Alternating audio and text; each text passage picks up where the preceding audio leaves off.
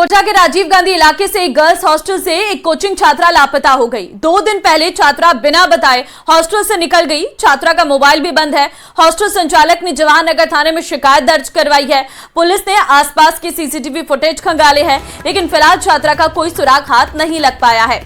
बिहार निवासी छात्रा कोटा में रहकर मेडिकल की तैयारी कर रही है। फिलहाल जवाहर नगर थाना पुलिस मामले की जांच कर रही है। तो कोचिंग छात्रा के लापता होने का ये पूरा मामला है। आपको बता दें, 2 दिन पहले बिना बताए हॉस्टल से छात्रा चली गई थी, जिसके बाद हॉस्टल संचालक की तरफ से पुलिस में शिकायत दर्ज कराई गई थी। लेकिन अभी भी 2 दिन बीत गए हैं, लेकिन छात्रा का कोई सुराग हाथ नहीं लग पाया है।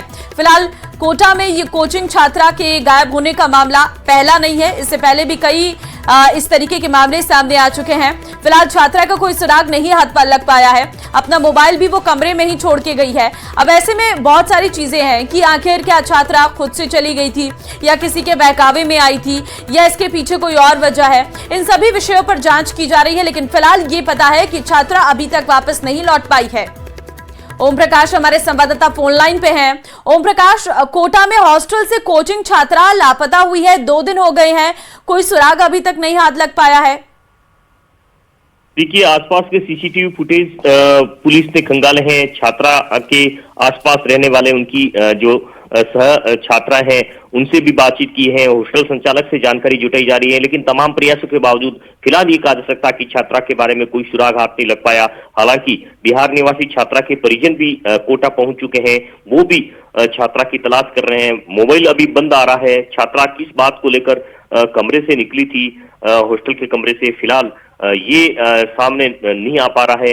हॉस्टल संचालक ने शिकायत देने के बाद पूरी तरह से पुलिस अलर्ट हो गई है, लेकिन छात्रों को तनाव मुक्त करने के लिए तमाम तरह के जो प्रयास किए जा रहे हैं ये कहा जा सकता कि नाकाम साबित हो रहे हैं और छात्रा अपने ही कमरे से बिना बताए घर से निकल गई और 2 दिन बीत जाने के बाद भी फिलहाल छात्रा का कोई सुराग हाथ नहीं लग पाया। छात्रा बिहार की निवासी है और कोटा में रहकर जो है मेडिकल की तैयारी कर रही थी और डॉक्टर बनने का सपना लेकर यह कोटा आई थी, लेकिन 2 दिन पहले वो घर से जो है निकल गई थी। हालांकि हॉस्टल संचालक का कहना है कि परिवार जनों की तरफ से उनकी तरफ से कोई ध्यान नहीं दिया जा रहा था, उनसे बातचीत नहीं की जा रही थी। उनकी मम्मी की पहले ही डेथ हो चुकी थी और वो कहीं न कहीं परिवार को लेकर भी तनाव में थी या पढ़ाई को लेकर भी तनाव में थी। ये तमाम बात सब तब स्पष्ट हो पाएगी जब छात्रा के मिलने के बाद पुलिस मीडिया से मुखातिब हो पाएगी। लेकिन फिलहाल ये कहा जा सकता है कि एक और जो छात्रा है लापता हो गई है। लेकिन जो सीसीटीवी फुटेज खंगाले जा रहे हैं उसमें कहीं नजर आ रही है छात्रा? देखिए, आसपास में कुछ सुराग तो लगा है कि यहाँ से निकलते हुए नजर तो आ रही है। हालांकि पुलिस ने इस मामले में पूरी तरह से पुष्टि नहीं की है, लेकिन क्योंकि समय ज्यादा बीत गया है तो छात्रा निकलने के बाद, क्योंकि कई घंटों बाद जो है हॉस्टल संचालक ने शिकायत दर्ज करवाई। 2 दिन पहले वो दोपहर को निकली थी, उसके बाद दूसरे दिन 11 बजे उन्होंने शिकायत दर्ज करवाई। कई घंटों बाद जब छात्रा के मामले में सीसीटीवी फुटेज खंगाले तो वो कहीं नजर तो आ रही है, लेकिन फिलहाल ये कहा जा सकता कोई सुराग हाथ नहीं लग पाया और छात्रा की तलाश जारी है। अलग अलग टीमें गठित की गई है। जवाहर नगर थाना पुलिस पूरे मामले की जांच कर रही है। चलिए, अब देखना होगा कि कब तक पुलिस को सुराग लग पाता है छात्रा का। बहुत धन्यवाद आपका फिलहाल ओम प्रकाश तमाम जानकारी देने के लिए। डूंगरपुर जिले की कोतवाली थाना पुलिस ने शहर के बड़े बर्ड सेंचुरी रोड पर कार्रवाई करते हुए ब्राउन शुगर के साथ एक युवक को गिरफ्तार किया है। पुलिस ने युवक के कब्जे से 11.24 ग्राम ब्राउन शुगर जब्त की है और जिसकी कीमत करीब 1 लाख रुपए बताई जा रही है। पुलिस आरोपी से पूछताछ कर रही है। कोतवाली थाना सीआई भगवान लाल ने बताया कि पुलिस को देखकर युवक भागने लगा। जब उसकी तलाशी ली तो उसकी जेब से ब्राउन शुगर मिली है। अधीक्षक महोदय के निर्देशानुसार मादक पदार्थों की धरपकड़ के तहत कोतवाली पुलिस द्वारा ring road bird sanctuary road पर कार्रवाई करते हुए 11.24 ग्राम अवैध ब्राउन शुगर बरामद कर एक अभियुक्त सुदेश उर्फ सुभाष उर्फ सुगला निवासी कुशल मुंगरी को गिरफ्तार किया है। भीलवाड़ा के सुभाष नगर थाना क्षेत्र में एक युवक को डंपर चालक को सलाह देना भारी पड़ गया। नाराज डंपर चालक ने अपने साथियों के साथ मिलकर युवक पर जानलेवा हमला कर दिया। हमले में घायल युवक का अस्पताल में इलाज जारी है। घायल के भाई के मुताबिक युवक ने डंपर चालक को डंपर तेज रफ्तार में नहीं चलाने की सलाह दी थी। इससे नाराज डंपर चालक ने युवक की मोटरसाइकिल को जेसीबी से टक्कर मार दी और बाद में उसके साथ आए उसके साथियों ने धारदार हथियार से युवक पर हमला कर दिया, जिससे वो गंभीर रूप से घायल हो गया।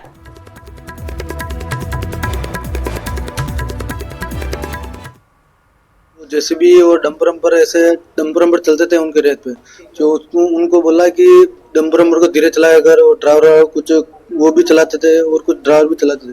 उनको बोला डंपर को धीरे चलाया कर, काय डांड और बच्चे सब रहते हैं यहाँ पे। भीलवाड़ा पुलिस शराब तस्करों के खिलाफ कार्रवाई कर रही है और इसी कड़ी में हमीरगढ़ थाना पुलिस ने कार्रवाई करते हुए 2 आरोपियों को गिरफ्तार किया। पुलिस ने आरोपियों के कब्जे से 4 पेटी शराब बरामद की है, एक कार भी जब्त की है। हमीरगढ़ थाना प्रभारी दिलीप सिंह ने कहा है कि पुलिस द्वारा नाकाबंदी के दौरान हमीरगढ़ की तरफ से आ रही एक कार को रोककर जब तलाशी ली गई तो उसमें 4 पेटी शराब मिली है, जिससे पुलिस ने कार सहित जब्त कर लिया है। पुलिस ने आरोपियों को गिरफ्तार कर आबकारी अधिनियम के तहत केस दर्ज किया है। पुलिस द्वारा आरोपियों से पूछताछ जारी है। डूंगरपुर में पुलिस की नशे के खिलाफ कार्रवाई लगातार जारी है और इसी कड़ी में जिले की बिछीवाड़ा थाना पुलिस ने 2 शराब तस्करों को गिरफ्तार किया। उनके पास से 5 कार्टन अवैध शराब की जब्त की है और इस शराब को तस्करी कर गुजरात ले जाया जा रहा था। फिलहाल पुलिस शराब तस्करी को लेकर पूछताछ कर रही है। बिछीवाड़ा थाना अधिकारी कैलाश सोनी ने बताया कि राजस्थान गुजरात के रतनपुर बॉर्डर पर नाकाबंदी कर गाड़ियों की तलाशी ली जा रही थी। इस दौरान उदयपुर की ओर से आ रहे एक ट्रक को रुकवाया गया। ट्रक की जांच करने पर सोपस्टोन कट्टों की आड़ में राजस्थान निर्मित अवैध शराब के कार्टन भरे हुए मिले हैं, जिससे तस्करी कर गुजरात ले जा रहे थे। कोटा में आज भी शहर सहित ग्रामीण अंचल के इलाकों में 2 से 6 घंटे तक बिजली बंद रहेगी। शहर के अलग अलग 70 से अधिक कॉलोनियों में बिजली गुल रहेगी। वहीं ग्रामीण के इलाके इटावा, सुल्तानपुर, कैथून, मंडाना, सांगोद, पिपलदा सहित कई इलाकों में भी कई घंटों तक बिजली गुल रहेगी। विद्युत लाइनों के रखरखाव और दुरुस्तीकरण कार्य के चलते बिजली बंद रहेगी। लगातार बिजली कटौती के चलते लोगों में आक्रोश भी व्याप्त है और लोगों को भारी परेशानियों का सामना भी करना पड़ रहा है।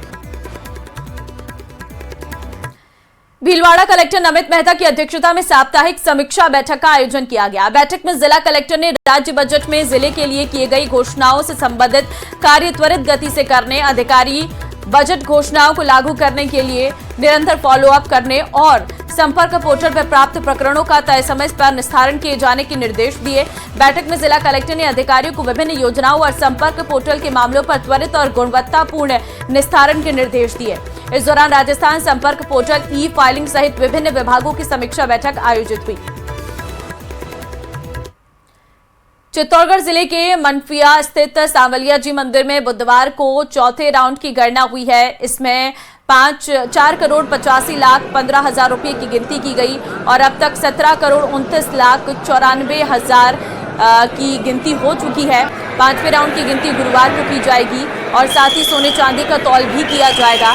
राजभोग की आरती के बाद दान पात्र से निकाली राशि की गिनती शुरू की गई थी। 29 दिसंबर को भंडार खोलने के बाद पहले राउंड में लगभग 3 करोड़ रुपए की गणना हुई थी। वहीं सोमवार को दूसरे राउंड में 4,76,69,000, मंगलवार को 4,68,10,000 रुपए की गिनती हुई थी, जिसके बाद अब कुल 17,29,94,000 रुपए की गिनती हो चुकी है। आज दान पात्र के अलावा मनी ऑर्डर, ऑनलाइन जमा राशि का भी हिसाब होगा और इसके अलावा सोने चांदी का भी तौल किया जाएगा। बूंदी जिले के बरड़ इलाके की एरू नदी लंबे संघर्ष के बाद ही फिर से अपने पुरानी स्वरूप में लौटने लगी है। हाईकोर्ट के आदेश के बाद ही जिला प्रशासन ने नदी से मलबा हटाने और उसके पुनर्निर्माण का काम शुरू किया। दरअसल खनन माफिया ने एक बहती नदी में खनन कर उसका रास्ता ही रोक दिया था। नदी को बचाने के लिए बूंदी के एक पर्यावरणविद ने भी इसको लेकर संदेश दिया था। ये रिपोर्ट देखिए।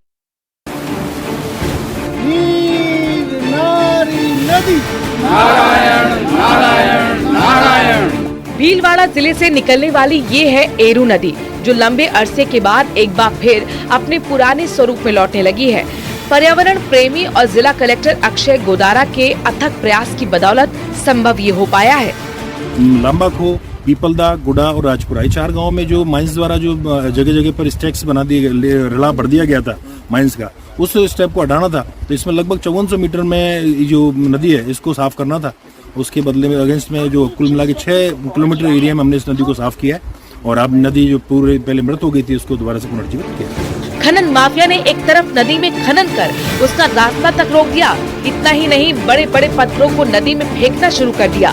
नदी में अवैध खनन और रास्ता रोके जाने के खिलाफ साल 2018 में हाईकोर्ट में याचिका दायर की गई।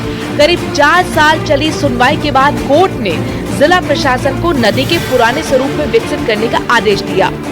हाई कोर्ट की डबल बेंच में रिट याचिका दायर की और 6 महीने पहले इसका निर्णय आया और कलेक्टर साहब ने का बहुत सहयोग रहा इसमें।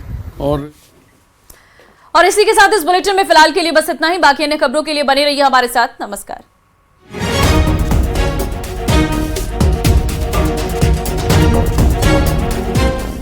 म्यूचुअल फंड्स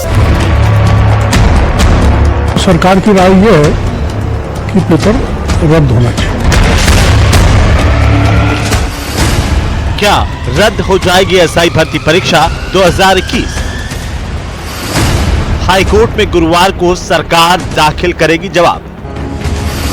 मंत्री डॉक्टर किरोड़ी लाल मीणा ने दिया बड़ा संकेत। एसओजी ने कह दिया परीक्षा रद्द करें, पुलिस हेडक्वार्टर ने कह दिया, एडवोकेट जनरल ने राय दे दी और कैबिनेट सब कमेटी ने कह दिया। तो सरकार की, इसका मतलब सरकार की राय यह है कि पेपर रद्द होना चाहिए। एसआई भर्ती परीक्षा रद्द होगी या नहीं, ये गुरुवार को राज्य सरकार के जवाब दाखिल करने के बाद साफ होगा। लेकिन उससे पहले मंत्री डॉक्टर किरोड़ी लाल मीणा ने साफ संकेत दिए हैं कि जो राय एसओजी, पुलिस मुख्यालय, एजी और कैबिनेट सब कमेटी ने दी है वही सरकार की राय होगी। आपको बता दें कि इस मामले में एसआईटी, एजी और कैबिनेट सब कमेटी एसआई भर्ती को रद्द करने की सिफारिश कर चुके हैं।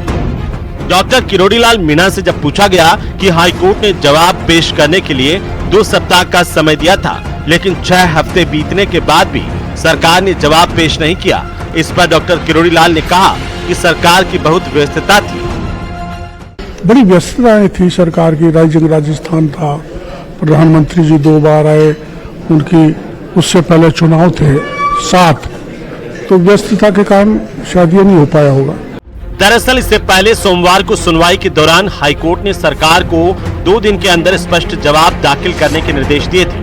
कोर्ट ने सरकार को साफ शब्दों में कहा था कि अगर राज्य सरकार की तरफ से 2 दिन के अंदर जवाब नहीं आता है तो एसआईटी, एजी और कैबिनेट सब कमेटी की सिफारिश को ही सरकार का जवाब मान लिया जाएगा। राजस्थान का मंतव्य जब न्यायालय में जवाब पेश होगा, माननीय राजस्थान उच्च न्यायालय में, तब आपको पता लग जाएगा।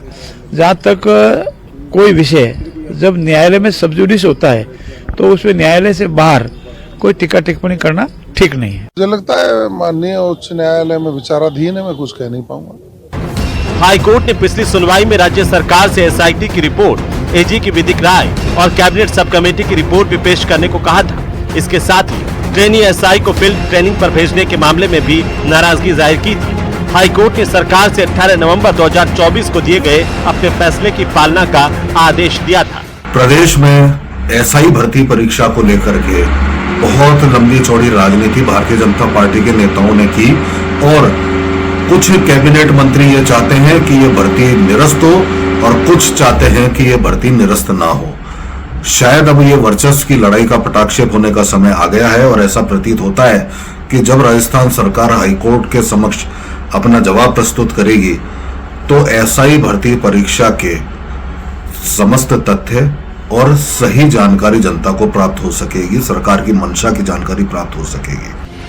पेपर लीक मामले में अभी तक 45 ट्रेनी एसआई की गिरफ्तारी एसओजी कर चुकी है। इनमें से 25 आरोपियों को जमानत मिल चुकी है। एसआई भर्ती पेपर लीक कांड, आरपीएससी ने कुल 859 पदों के लिए ली थी परीक्षा। भर्ती परीक्षा 13, 14 और 15 सितंबर 2021 को हुई थी। पेपर लीक हसनपुरा में शांति नगर के एक सेंटर से हुआ था। स्कूल के प्रिंसिपल, सेंटर के अधीक्षक की मुख्य भूमिका थी। भजनलाल सरकार ने जांच के लिए एसआईटी बनाई। मार्च 2024 से लीक कांड में गिरफ्तारी शुरू हुई। धांधली के बाद परीक्षा को रद्द करने की मांग उठी। बहरहाल गुरुवार को कोर्ट में होने वाली सुनवाई में एसआई भर्ती परीक्षा का भविष्य तय हो जाएगा, लेकिन निगाहें राज्य सरकार के जवाब पर होगी। Bureau report, news 18 Rajasthan.